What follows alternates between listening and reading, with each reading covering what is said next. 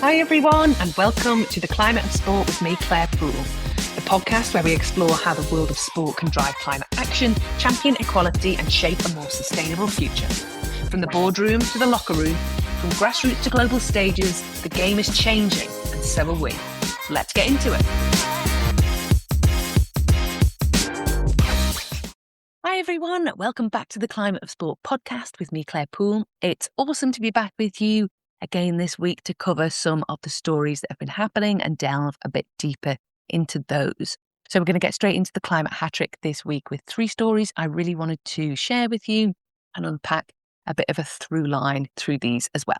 Okay, so the first story I want to talk about this week I've called Reality Bites When Adaptations in Sport Can Only Go So Far.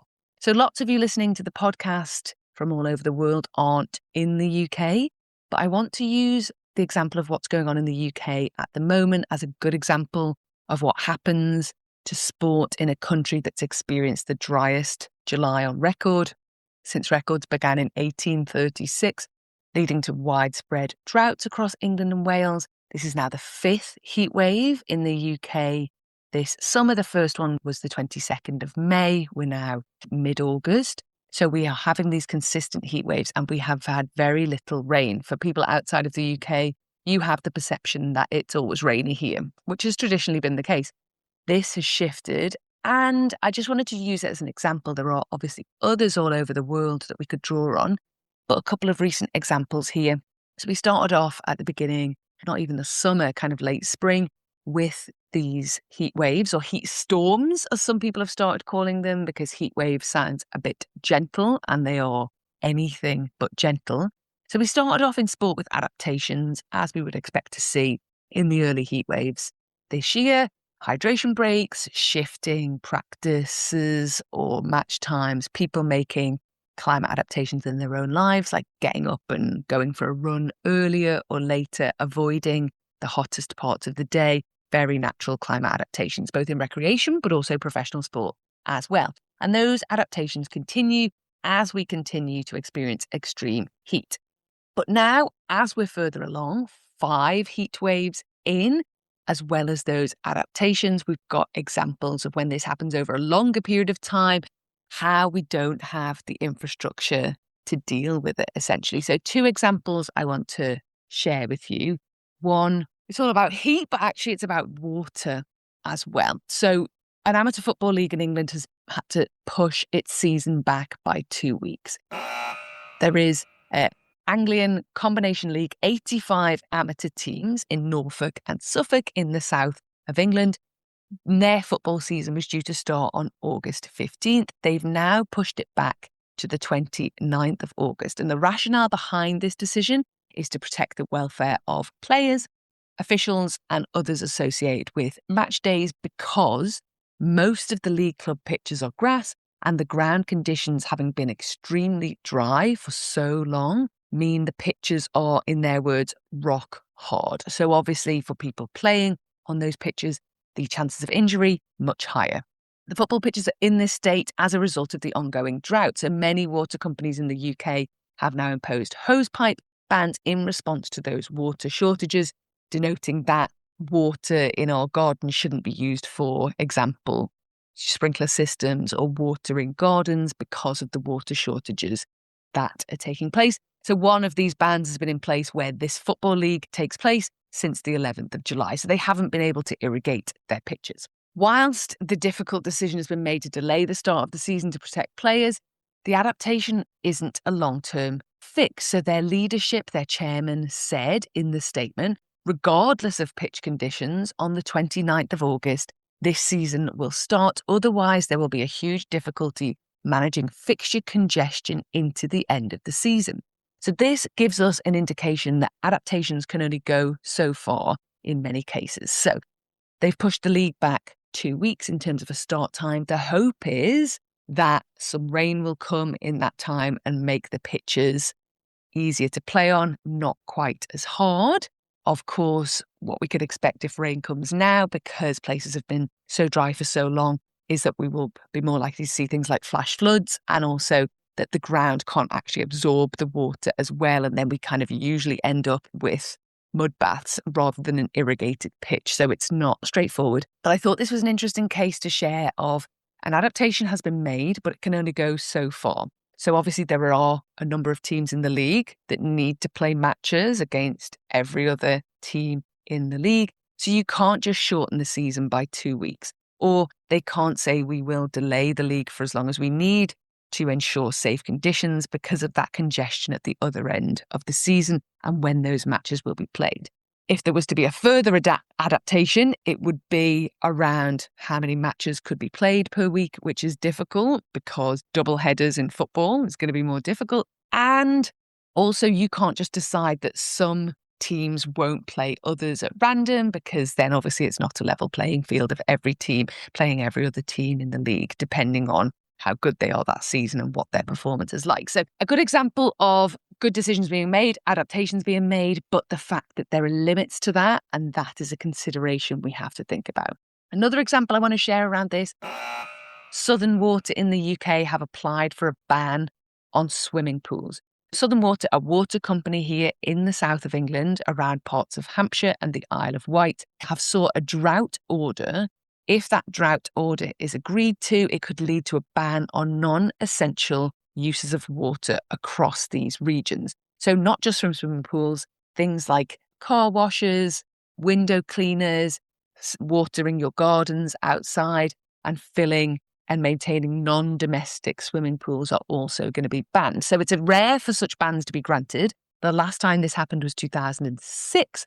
And it has gone to the Environment Secretary of the UK, who has got 28 days to approve or reject that request. So it's not in place yet. This ban isn't in place, but it's been applied for, with the water company saying these things take time and they want to have it in place in case it's needed. The hope is that rain will come in the interim and it won't be needed. But again, the impact on sport is that swimming pools will be affected, which means those that use pools to train or exercise are going to be affected too. They may still be able to do it, but they would need to travel outside of the region to be able to do that, which has an impact on professional people who are training, but also people for recreation as well. And we've spoken about this a lot, where recreational exercise and activity is impacted by extreme heat. We see a drop-off of that exercise, and that obviously then can affect physical and mental health as well in the long term. We often just think about that in terms of it being hot outside and adjusting, not being outside in the midday sun. But again, when we have prolonged versions of this, this is another impact that you may not necessarily think about. So how, again, the outdoor and indoor sports are inextricably linked. Often we think people think of outdoor sport as being the most affected by extreme heat. Another example here of how that can filter through, pun intended, to indoor sports as well. So we do not work in a vacuum. And that's why it's so important for sport to come together to take climate action more widely, even if you feel as though this is not a direct impact on our sport right now. These examples show it can come down the line in ways you may not expect. So another example of this, just on the recreation side, Hyde Park's really famous Lake the Serpentine was closed for swimming on Monday because of high levels of blue-green algae. So that's early August time. This is a natural occurrence, but warm, sunny and settled conditions help algae blooms develop, and they can be harmful for people and animals. So again, the Serpentine have said no swimming, closed while that is taking place. So again, another impact on recreational exercise and sport. So this is the reality, and this is what we have to face up and think about.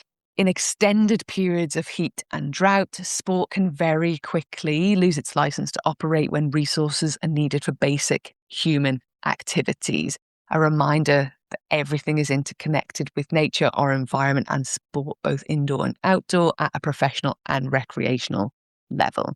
A little side note on this, just again, because sometimes conversations we have, like instigating and supporting more plant-based foods being available around sport and sport organisations taking leadership on that, often that can feel in a bit of a vacuum of a wider context. Again, just to show the interconnected nature of this, University of Oxford study published in Nature in 2023 showed that high meat eaters use about 480 more litres of water per day compared to vegans. So one of the biggest ways you can reduce your water consumption more generally is through your diet. And that is, again, is an important reminder for sport in terms of especially sport venues and organisations that have menus that they share. It isn't always just about, rainwater collection or collecting wastewater and reusing it. Often we can have bigger impacts through our wider context as well, through the likes of our diet and food that's available. Okay, the second story is a really somber one. Another athlete has lost his life due to suspected heat stroke. Simone Vonilagi is a Fijian player who plays for a second division Japanese side, Kyoshi KV, and he really sadly passed away on the 7th of August. Our first thought, obviously, is for his family members, friends, teammates, club, the rugby and sports community more broadly who have been impacted by his tragic early death. After a team practice on Monday, this was on the 7th of August, it was reported Simone displayed symptoms consistent with severe heat stroke, the team said in a statement last weekend on Saturday. He was transported to a medical facility for treatment, but despite the best efforts of the medical team, he sadly passed away on Friday, which was August 7th. He was 26 years old. He played for Kyushu KV, and that's a team based in the southwestern city of Fukuoka in Japan.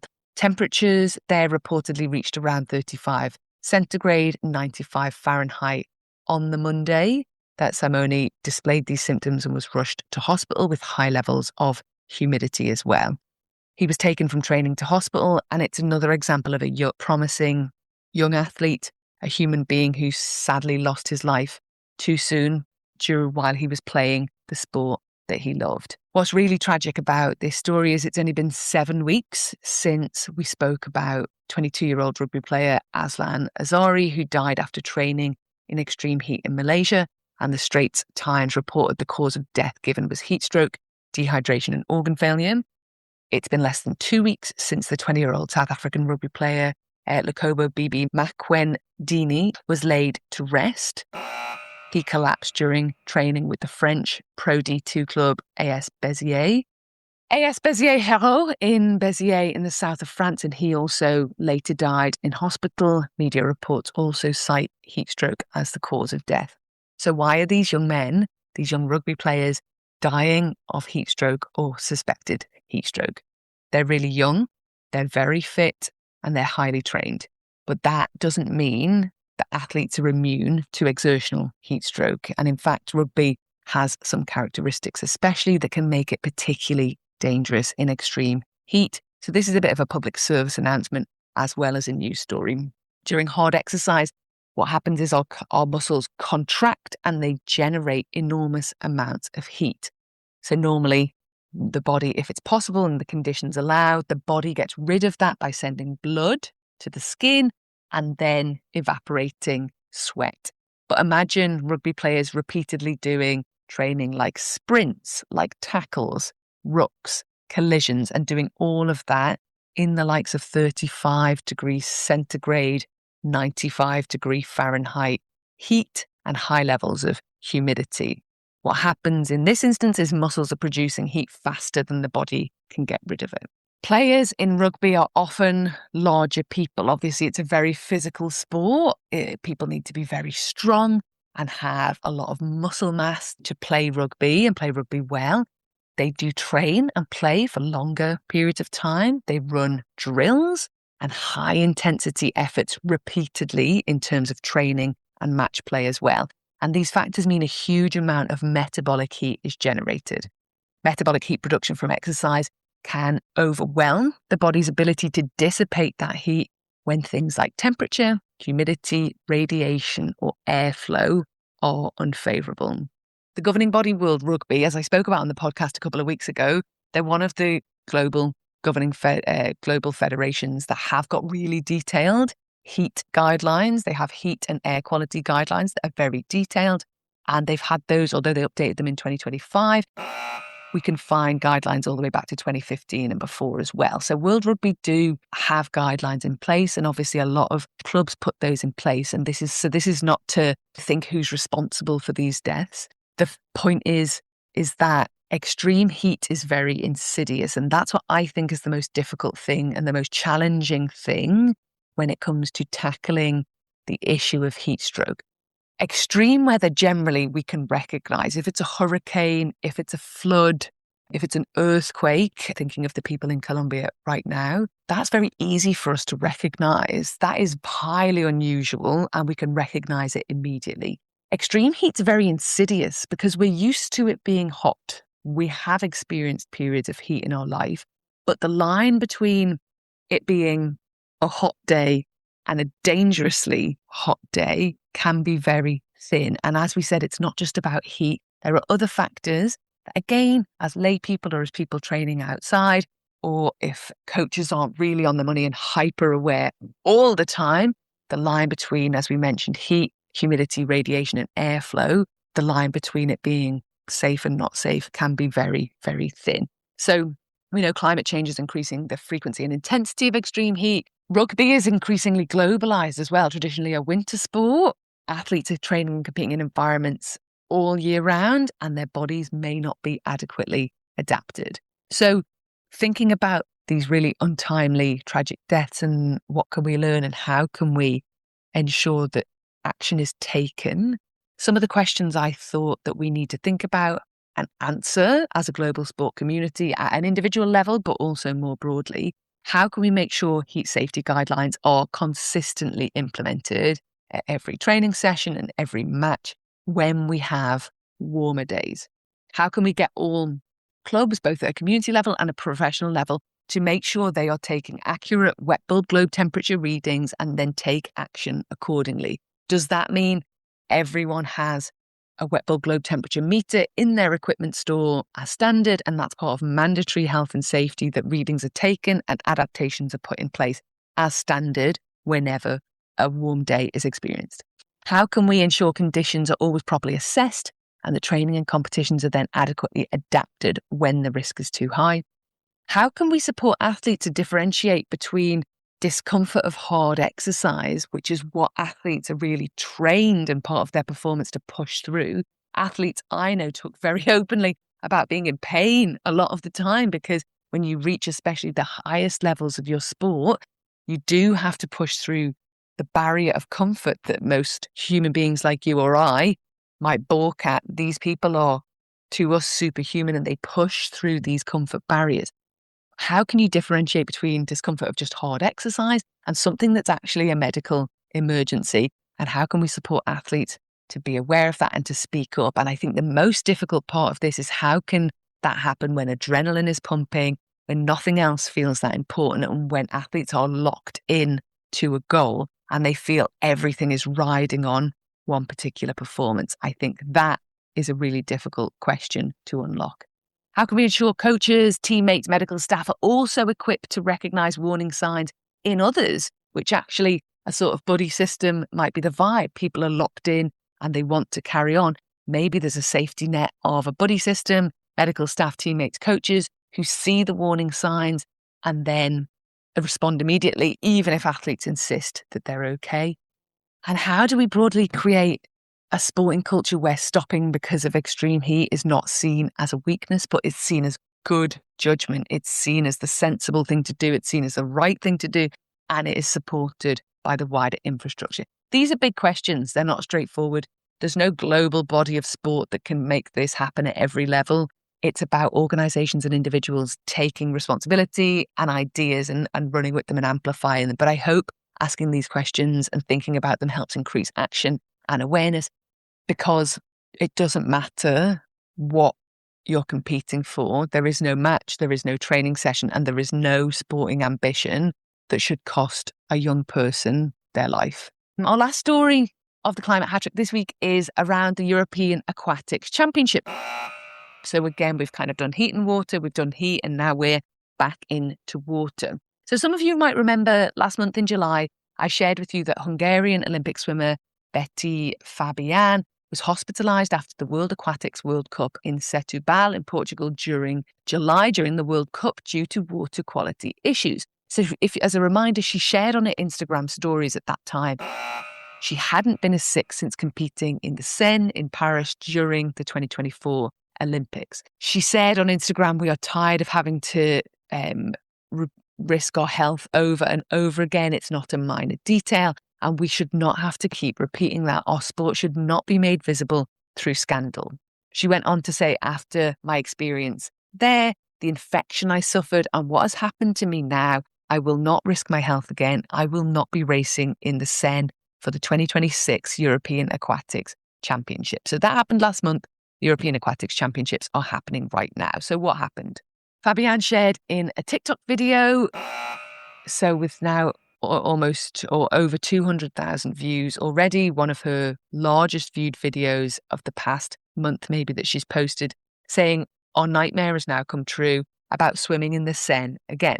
She shared, because of my experience after the Olympics, I decided to withdraw for the first 2 days because I wanted to make sure no one will have any health issues after the competition. She then did take to the Seine and took silver in the open water swimming 3-kilometre knockout women's final.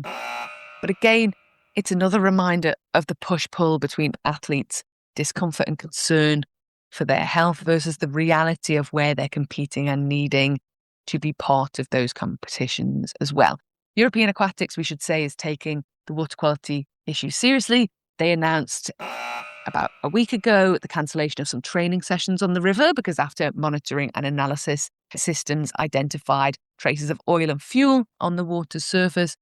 The day after, the French Swimming Federation confirmed the affected area had been treated and athletes were able to return to the water, and the high diving event proceeded as normal. So the through line with all of these stories are basically where and when sport is taking place, the conditions in which sport is taking place in, and what is being expected of athletes to continue to compete in the sports they love, no matter what level they're at, actually. So some of these stories are about elite sport, but we're also seeing stories at a recreational and grassroots level, at a community sport level, and at an amateur league level as well. The whole pyramid of sport is being affected. So when we say athletes, we don't just mean Olympians and top flight athletes. We mean athletes who are playing in the community, a grassroots and amateur level as well. And what's being expected of them in terms of their health, in terms of playing the sports that they love. The sport industry is taking action. We know that. There's a huge amount of work to applaud. But we need to get together as a global community around some of these key issues that are really, really manifesting now on a very, very regular basis. And in case you don't know, just as a sidebar, our summit, Sport Positive Summit, in collaboration with IOC and UN Climate Change, is taking place fully virtually this year. Everyone is really welcome to join us, and we'll put a link in the show notes. We are going fully virtually now every second year to reduce our environmental impact, but equally to make it as inclusive as possible and convene the global collective of sport to share, to learn, to connect and to support genuine progress, to get around these issues that are now affecting sport in every corner of the world in ways we thought it would and in new ways as well, in an ever-changing climate, in an ever more hostile climate for a lot of our sports. We need to come together to not just talk and share and learn, but also think, how can we all pull together around changes that need to be made, adaptations that need to be made, and conversations we need to have to tackle this challenge head on and use the power of sport to drive change in this area. So I do hope you'll join us and we can share a little bit more about that over the coming weeks. The stories again for the Climate of Sport hat-trick this week are: reality bites when adaptations in sport can only go so far. Another young athlete has tragically lost his life to suspected heatstroke, and European Aquatics Championship start in the Seine with some health challenges reported. That's it from us on the Climate of Sport this week. It has been a pleasure to be with you. I'll be back next week with more stories that are affecting sport globally in regard to our changing climate. Don't forget to sign up to The Brief, which is our weekly newsletter. Don't forget to get in touch if you've got things we want to talk about as well. It's a pleasure to be with you, and I look forward to chatting again next week. That is a wrap on this episode of The Climate of Sport. If this got you thinking, send it to the group chat, send it to your team or someone who cares about the future of the game. Follow, subscribe, and join us next time, because the biggest wins aren't just on the scoreboard, they're out there for the planet too. See you on the next one.